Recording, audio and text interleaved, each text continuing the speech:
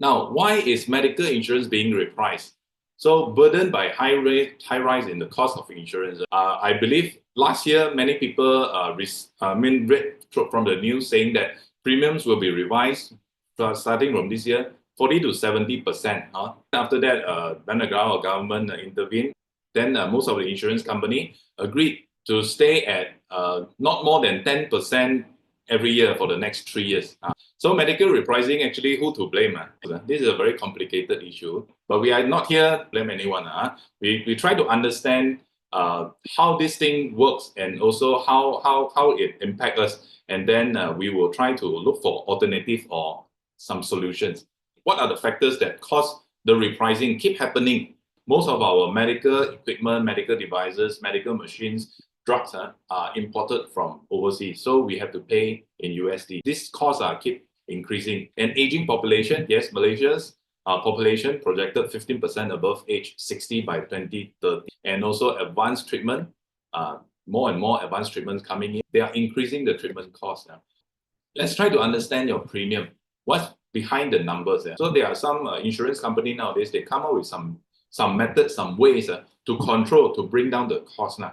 If you are actually having your medical insurance now and you are afraid that the older you get, the higher the insurance premium, then there are only two options. Either you don't want the medical card or you keep paying the medical card, and you have to bear with the medical repricing. From no medical insurance, you need to stay healthy and safe. Avoid high-risk activities and do some research and look for relatively affordable medical treatment. Hospitals, clinics, methods, alternatives. If you don't have a medical card, then you have to pay from your own pocket or even seek for treatment in or even private wing. You cannot afford a medical insurance, at least buy a PA. Very cheap. And you can buy it even though you are sick already. So for people who do not have medical insurance, at least you have these options if you think that a medical premium is too far beyond your affordability. Next one, for people who have medical insurance, you also need to take care of your health. Next one is you choose some medium medical package over high limit package. Look for co-insurance or deductible plans. Review your medical plan from time to time. Collectively preserve the insurance pool.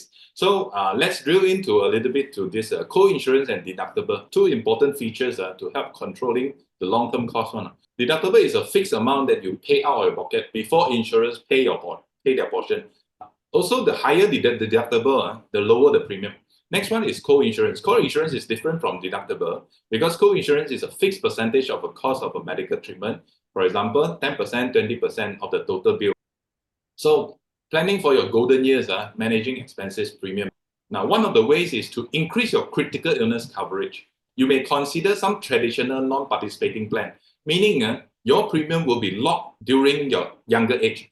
And also, you can consider some legacy plan, which is offering at a lower insurance charges for larger sum insured. When you are getting older, it's good that you can separate out the medical and the life insurance and critical illness. Waiver of premium is also important. Also, when you are older, consider some standalone medical plan. So if you are still healthy, no medical records, you can consider to jump into a newer pool. For older policyholders whose medical card limit is low, you may consider this.